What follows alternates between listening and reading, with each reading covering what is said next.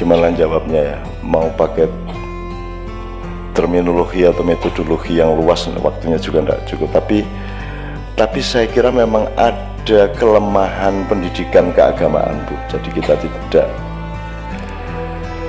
itu namanya talbis. Talbis itu dari kata iblis. Iblis itu, sampean tahu ceritanya kenapa Nabi Adam turun ke bumi, diturunkan ke bumi itu karena dia ketipu. Dia didatangi tamu berpakaian kayak malaikat Jibril, disangka Jibril, maka dia taat, disuruh mendekati pohon itu ya, padahal ternyata itu iblis. Akhirnya dia terlanjur sudah mendekati pohon itu dan sama Tuhan diusir ke bumi gitu. Jadi yang berlangsung sekarang itu kan kita itu ditipu oleh iblis yang berpakaian malaikat. Begitulah kalau pilkada, begitulah kalau politik ya Bu ya, begitulah kalau macam-macam Bu ya. Kita itu pokoknya, apalagi kalau Anda ngerti Freemason, Illuminati, Anda ngerti desain globalnya Yahudi, Anda ngerti macam-macam, Anda akan tahu bahwa paket utama yang disebut penjajahan atau mobilisasi kepada masyarakat timur ya, yang akan dibaratkan itu adalah mereka menciptakan pandangan melalui pendidikan, melalui media massa, melalui cara berpikir, melalui produk-produk, sampai sekarang melalui produk-produk yang kanak-kanak pun dimasukin itu, untuk merubah pandangan Anda bahwa yang Anda sangka surga itu sebenarnya neraka, dan yang Anda sangka neraka sebenarnya itu surga. Jadi sekarang itu kita itu belum bisa mengidentifikasi secara persis sebenarnya yang neraka yang mana, yang surga yang mana, kalau kita sudah sampai kepada empirisme seperti yang Ibu bilang tadi itu. Jadi kita itu seringkali bukan karep munafik neng pancen ora mudeng lah piye ngene karo gendera nesu tauhid ya kan gitu ya. Di UN-nya itu banyak yang tidak mau upacara hari Senin. Lu sing ini kan soal cara berpikir tuh Bu. Masa ada orang nyembah bendera? Gitu ya. Itu kan cuman lambang bahwa kita ini bangsa Indonesia, gitu. Yang kita hormati kesepakatan nasional ini, bukan kayaknya kuwi kan mengkoyo awake dhewe iki nek lunga adoh tugas kuwi lak nggawa kathoke bojo. Kan begitu. Lah untuk kangen-kangenan toh sing ora diumbah dadi diambus-ambus kae. Apakah kita ini penggemar katok? Lah bukan. Kita ini pecinta istri, pecinta suami. Lambangnya kehadiran istri atau suami pada perantauan kita adalah katok itu. Bukan katok itu yang kita sembah. Kita umroh itu bukan nyembah Ka'bah, bukan nyium Hajar Aswad. Kalau mau nyium batu ngapain jauh-jauh ke Mekah bayar ado-ado? Golek watu ning kali oke banget. Tinggal dicium. Sampai orang-orang itu saya sarankan, sudahlah kalau kamu tidak mungkin naik haji, kamu bikin Ka'bahan di belakang rumahmu, ubeng-ubeng ono dhewe gak ono watu, ambung-ambungan watu. Nenek ono kiai nesu, apa betahi? Lho kok betah pripun? Lagi kok lunga kaji kok tawaf kok ning kene. Kula mboten tawaf, kula ngincipi.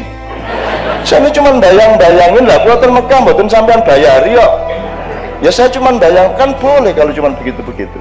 Jadi orang nggak ngerti syirik, nggak ngerti dididik syirik. Lu syirik apanya? Menyan kok syirik, keris kok syirik. Syirik itu letaknya di pikiranmu dan di hatimu, tidak di benda. Arep menyan, arep keris, arep apa, nggak ada masalah. Ono wong jaran kepang mangan pari dinesoni, mangan beling dinesoni. Wis orang nungguke sego malah nesu. Kan begitu kan, mestinya dibeliin nasi dong. Wong dia nggak punya makan sampai beling-beling dipangan, kan begitu. Jadi menurut saya Bu, kuncinya adalah memang harus ada reedukasi, terutama di masjid-masjid. Misalnya masjid-masjid itu mestinya ada kajian-kajian sing sifatnya tidak doktrinatif tapi golek ilmu tenan. Nah sekarang tuh nggak ada. Semua ustadz itu, semua ulama itu punyanya doktrin dan dia punya kepentingan untuk punya umat. Itu masalahnya. Betul enggak? Di Madura begitu. Semua pengen punya umat dan saya tak buang umat. Ya awas kowe nek MH mania tak tunyu raimu. Gak oleh. Dia bilang, saya bukan kiai, aku temanmu, aku mbahmu, aku kakakmu, aku sahabatmu, aku cinta padamu, kamu cinta padaku. Tidak ada feodalisme, tidak ada kultus individu. Aku randu anak buah, aku mau tanggung jawab nang kelakuanmu. Kalau saya punya umat, apa maksudnya? Apa saya bertanggung jawab terhadap kelakuan umat saya? Kalau saya punya anggota, saya membaiat, apa saya tanggung jawab terhadap dia? Kamu juga jangan mau dibaiat, Anda juga jangan mau dibaiat. Kalau mau di BA, tanya dulu sama yang BA, sampai tanggung jawabnya. Kan kalau di BA orang kan tanggung jawab dia. Kalau enggak, saya tidak punya anggota, sampai hari ini saya tidak punya umat, dan saya tidak akui sebagai umat saya. Anda orang yang mandiri, Anda orang yang otentik, Anda punya hubungan langsung sama Allah, tempuhlah kehidupannya masing-masing, dan Anda bukan bagian dari saya. Dan Anda tidak harus meniru saya. Saya kesini tidak untuk Anda hormati, saya kesini untuk mengajak Anda menghormati Allah dan Rasulullah. Saya tidak ada masalah, aku rapaten gitu. Kalau orang berani seperti itu, Bu, insya Allah orang tidak akan tuding-tudingan. Akhirnya kadang-kadang bukan karena munafik, tapi karena tidak ngerti, Pak. Nggak ngerti itu gini, Bu, contohnya, Bu. Sampai bisa membedakan antara orang boros sama orang loman. Gini, orang hemat sama orang pelit itu bedanya apa? Itu peristiwa pelit atau peristiwa hemat? Gimana cara membedakan? Yang ngerti kan yang bersangkutan.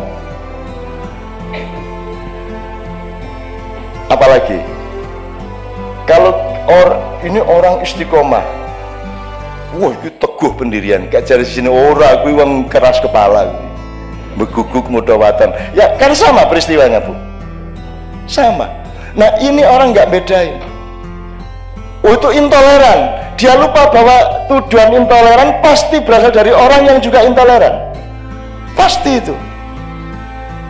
Nah Bhinneka Tunggal Ika ya kabeh sak demi-demi teh sak setane sak kuntilanake kabeh nek Bhinneka Tunggal Ika. Dan saya menerima semuanya. Iblis saya belain. Kok wani kuwi lho? Emang iblis berani sama Allah. Iblis itu menjadi iblis yang nyuruh Allah. Dipelajari dong, yang nyuruh Allah. Dan iblis itu sudah kapok jadi iblis. Sekarang mbok sempul tak pensiun dini, itu udah usul sama Allah. Lu ngapa to iblis? Lah kula niki ajeng pripun melih, kula pun nggak ada setan semonten niku, terutama di Indonesia kula supply setan-setan yang paling ampuh. Aneh saiki setan-setan niku pun putus asa kabeh, kelangan penggawean. Lho kok kelangan penggawean? Lah pripun? Setan niku ngongkone paling pol korupsi sak juta niku pun njupuk 2 miliar ya. Jadi setan tidak ada gunanya di Indonesia karena manusianya sudah lebih dari setan. Itu namanya talbis, Bu. Nah, kita harus berhati-hati, kita harus mengerti bedanya hemat sama pelit, boros sama loman, sodakoh sama. Sekarang kalau kita berpikirnya sekuler, untuk apa naik haji? Habis-habisin duit, kan itu. Untuk apa sedekah? Yang enggak aja, kan gitu. Ngapain tuh sholat? Wasting time, kan gitu. Kan gitu. Kalau kita berpikirnya tidak ada Allah, kan gitu.